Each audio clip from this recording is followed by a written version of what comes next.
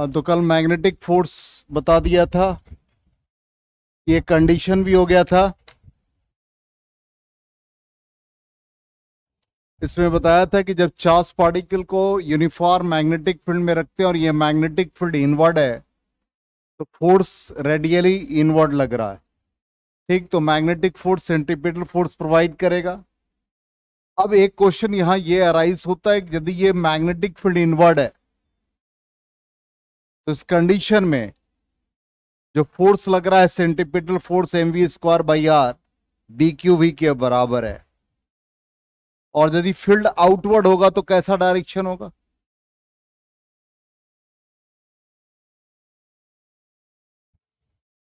ये जो magnetic force लग रहा है वो इनवर्ड लग रहा है, जिसको कि सेंट्रीपिटल फोर्स बैलेंस कर रहा है। यदि फील्ड आउटवर्ड मतलब डॉट को रिप्रेजेंट करेगा तब कैसा होगा? ये जो फील्ड हमने पैटर्न ड्रॉ किया, ये जो इनवर्ड है इसकी जगह पर आउटवर्ड हो जाए तब कैसा पैटर्न बनेगा? सारे फील्ड आउटवर्ड है और इसमें एक चार्ज पार्टिकल को प्लेस किया, तब फोर्स कैसा लगेगा? मान लो कि यहां पर चार्ज पार्टिकल फर्स्ट पोजीशन पे, क्या बताया था कल? मैग्नेटिक फोर्स का डायरेक्शन फाइंड करने के लिए या मैग्नेटिक फोर्स का वैल्यू यही था, तो V cross B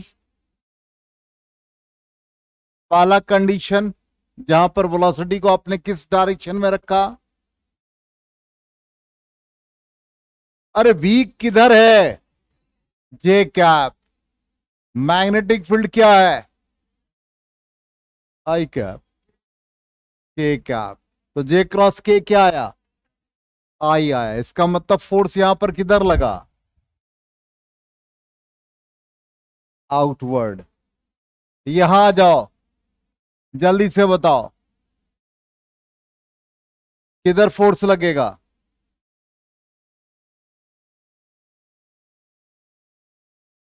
second condition, तुम लोग नहीं पढ़ते हो, ये प्रूफ हो गया अभी। I क्रॉस के माइनस J माइनस माइनस, अच्छा वाह, I क्रॉस के क्या आया? I क्रॉस के minus J minus minus plus J, इसका मतलब फोर्स ऊपर की तरफ लगा। चलो थर्ड कंडीशन में वेलोसिटी इस डायरेक्शन में है, माइनस J कैप क्रॉस के, क्या आएगा result? Minus I cap. Force किधर लग रहा है? Radially outward. Fourth condition, velocity इधर है चार्ज पार्टिकल का, I कैप, मैग्नेटिक फील्ड के कैप, I क्रॉस के क्या दिया? Minus J, radially outward. इसका मतलब चार्ज पार्टिकल सर्कुलर पाथ को तो फॉलो करेगा लेकिन वो इजेक्ट हो जाएगा आउटवर्ड। यदि आप चार्ज पार्टिकल को एक्सलेट करके बाहर निकालना चाहते हैं तो उस कंडीशन में फील्ड आउटवर्ड प्रोवाइड करना पड़ेगा। समझ में आ गया? यहां भी BQ इजिकल टू mv²/r होगा। चलो, तो ये कंडीशन, एक अलग कंडीशन हम लोगों ने पढ़ लिया। तो कल हम लोग यहीं तक थे, BQ इजिकल टू mv²/r, इससे रेडियस निकाल लिया। यहां तक ठीक है? चलिए अब नेक्स्ट, रेडियस mv/bq आया। अब यहां पर रेडियस को मोमेंटम के फॉर्म में लिख देंगे। तो mv is the momentum, linear momentum, तो r is equal to linear momentum by BQ। Linear momentum और काइनेटिक एनर्जी में क्या रिलेशन है? काइनेटिक एनर्जी और मोमेंटम में क्या रिलेशन है? जल्दी से बताओ, तुम लोग नहीं पढ़ते हो, ये प्रूफ होता जा रहा है। m से मल्टीप्लाई, m से divide, mv is the momentum. तो न्यूमरेटर में क्या आ गया, p स्क्वायर हो गया 2m, काइनेटिक एनर्जी को k लिख दो, तो p square is equal to क्या आ गया 2mk, then momentum is equal to under root 2mk। तो मोमेंटम को इस फॉर्म में लिख दिया, under root 2mk kinetic energy. और काइनेटिक एनर्जी को वर्क एनर्जी थ्योरम से अमाउंट ऑफ वर्क लिखते हैं, और अमाउंट ऑफ वर्क को चार्ज इनटू पोटेंशियल। इसलिए काइनेटिक एनर्जी की जगह पर हम लोग ये वैल्यू लिख सकते हैं Q into V divide by B Q. यही देखो रिलेशन लिखा हुआ है दोनों। आया समझ में? क्लियर? विपुल आज फिर गायब है, कहाँ है?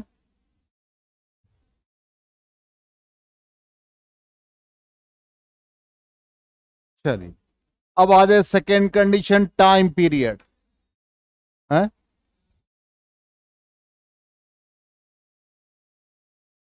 शुक्र मनाओ पटना में सोया, दिल्ली में सोता तो आता भी नहीं। हाँ। अब टाइम पीरियड क्या है? Distance travel by the charge particle along the circular path.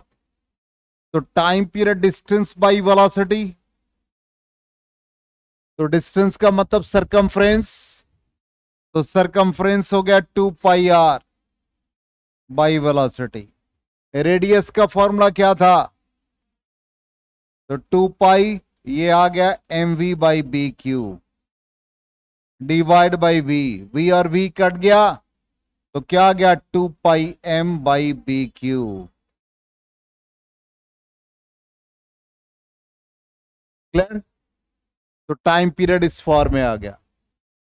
Next quantity, ये सब एक्सप्रेशन याद रखना। Angular frequency, angular frequency omega, ठीक, और फ्रीक्वेंसी न्यू, दोनों में फर्क है। Angular frequency omega radian per second, और frequency per second, frequency hertz. तो omega is equal to 2 pi by T होता है। तो यहां पर टाइम पीरियड आपको मिला हुआ है। टाइम पीरियड का formula 2 pi M by B Q, B Q divide हो गया, तो क्या बन गया ये बी क्यू बाई एम, मिल गया ओमेगा एंगुलर फ्रीक्वेंसी, और फ्रीक्वेंसी रेसिप्रोकल ऑफ टाइम। तो टाइम का रेसिप्रोकल निकालो तो क्या बन गया B Q by 2 pi M.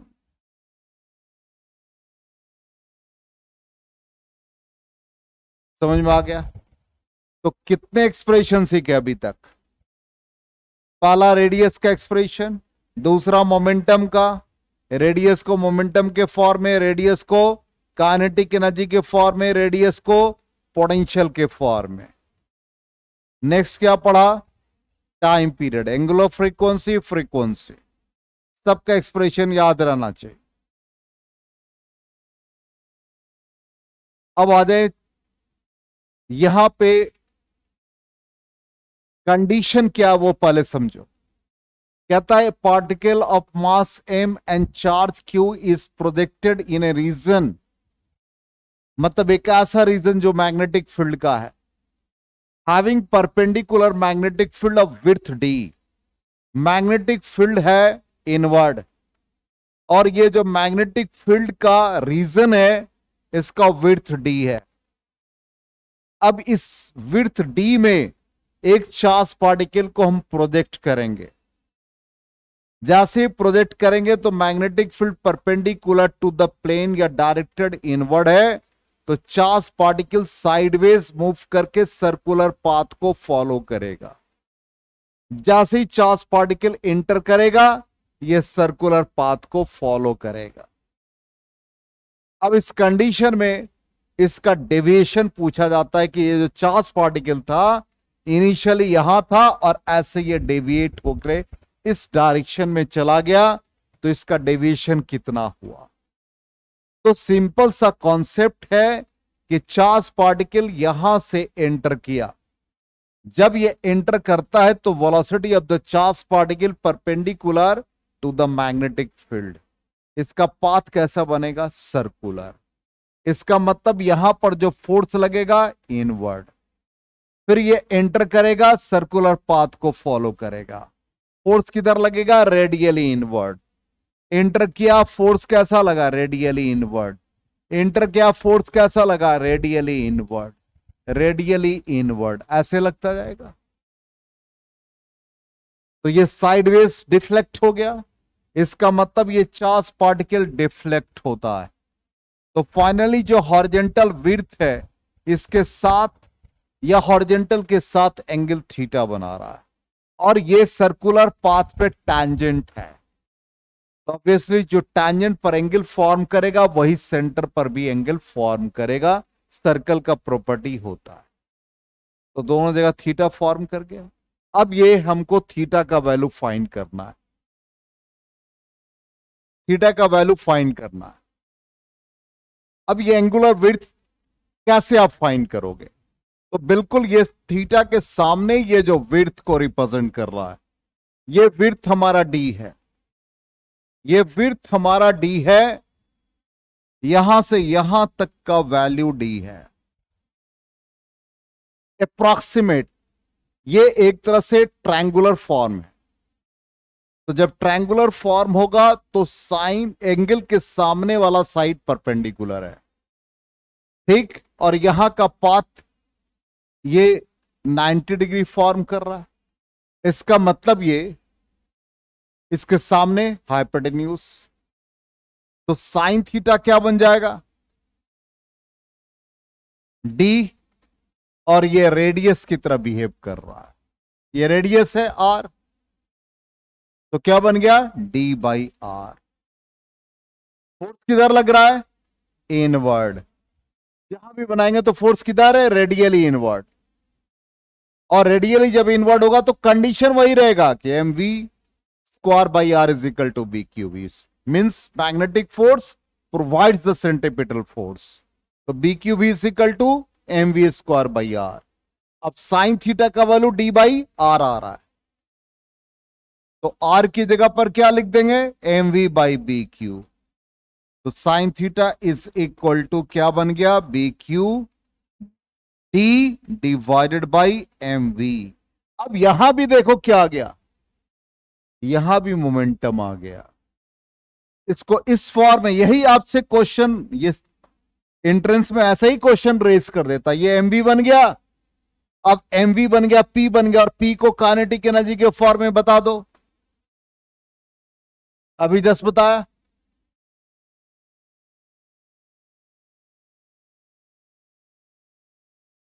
जल्दी बताओ क्या लिखेंगे। अरे भाई काइनेटिक एनर्जी क्या लिखा, अभी पी स्क्वायर बाई 2m लिखा, तो 2m के बन गया। काइनेटिक एनर्जी को एक्सेलरेटिंग पोटेंशियल के फॉर्म में बताओ क्या लिखेंगे, जल्दी बताओ। काइनेटिक एनर्जी को एक्सेलरेटिंग पोटेंशियल के फॉर्म में 2m charge into potential, accelerating potential. तो यहां भी तीन फॉर्म आ गया। डिफ्लेक्शन जब पूछेगा तो साइन थीटा यूज करेंगे, मोमेंटम के फॉर्म में रहेगा, काइनेटिक एनर्जी के फॉर्म में रहेगा, और एक्सेलरेटिंग पोटेंशियल के फॉर्म में रहेगा। ठीक है, अब देख ले कंडीशन हम लोगों ने जो फाइंड किया, फोर्स देखो रेडियली इनवर्ड, यही है साइन थीटा का value B Q D by M V. कुछ एडिशनल चीज था, अब आ जाए नेक्स्ट कंडीशन। कहता theta other than 0, 90, 180 means magnetic field के साथ कुछ एंगल फॉर्म करेगा। ठीक, तो ये फील्ड का डायरेक्शन, अब ये चार्ज पार्टिकल कुछ एंगल फॉर्म कर रहा है, तो क्या करेंगे इस कंडीशन में, दो कंडीशन निकाल लेंगे। एक कंडीशन फील्ड के डायरेक्शन का और एक कंडीशन फील्ड के परपेंडिकुलर। तो फील्ड के डायरेक्शन का कंडीशन निकाल लिया, तो क्या बन जाएगा, फील्ड के डायरेक्शन में एक कंपोनेंट v cos थीटा और एक कंपोनेंट v साइन थीटा। अब यहां पे जो सबसे इंपॉर्टेंट पार्ट है, v cos थीटा फील्ड के डायरेक्शन में लग रहा है, v cos थीटा फील्ड के डायरेक्शन में लग रहा है और v साइन थीटा फील्ड के परपेंडिकुलर। तो विद दैट फील्ड और along the direction of field or anti-parallel to the field, path of the charged particle will be a straight line। इसका मतलब v cos थीटा क्या provide करेगा आपको? Straight line. v sin theta perpendicular to the field क्या provide करेगा? Circular path.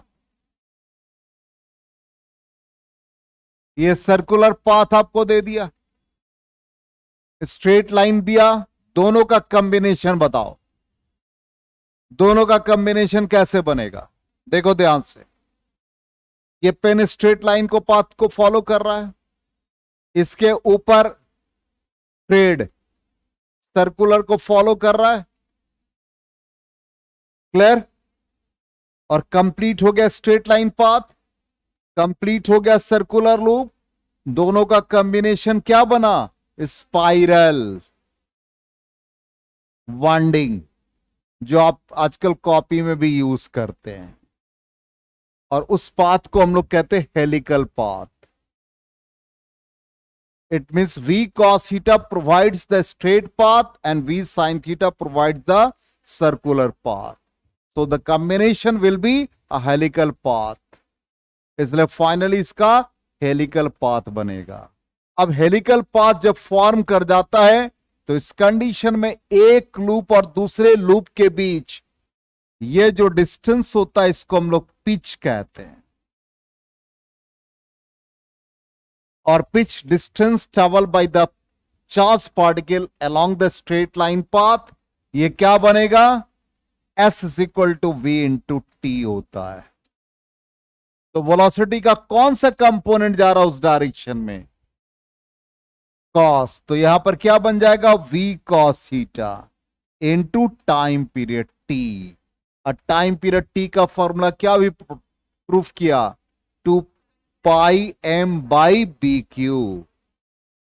ऐसे ही याद रहेगा तभी बनेगा, ठीक? अब हम लोग इसके देखो क्या लिखा है, perpendicular component gives a circular path and the parallel component gives a straight line path, the resultant path is a helix। ठीक है, तो फाइनली रेडियस क्या बन गया इसका? mv sin theta. क्यों आया mv sin theta? mv square by r is equal to B Q we.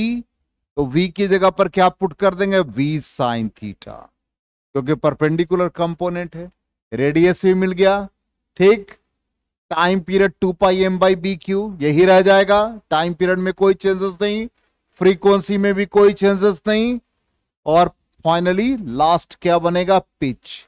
और पिच के लिए क्या कहा? v cos theta into time period, और v cos theta time period का वैल्यू डाल देंगे, क्या था? 2 pi M V by B Q, clear? और मोमेंटम के फॉर्म में 2 pi M by B Q, sorry, तो mv भी मोमेंटम के फॉर्म में भी रह सकता है यहां भी। चलिए, तो ये सारा पाथ कंप्लीट हो गया। अब देखिए क्वेश्चन कैसा आता है, बहुत सिंपल क्वेश्चन।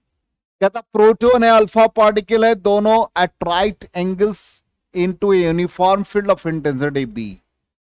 कहता find the radius of their radii if they have same momentum same kinetic energy. Radius का फॉर्मूला जल्दी से बताओ, रेडियस का फॉर्मूला जल्दी से बताओ। mv by B Q. Momentum same, पहला कंडीशन। आर्यन देखो यहां, इधर उधर देखता रहता।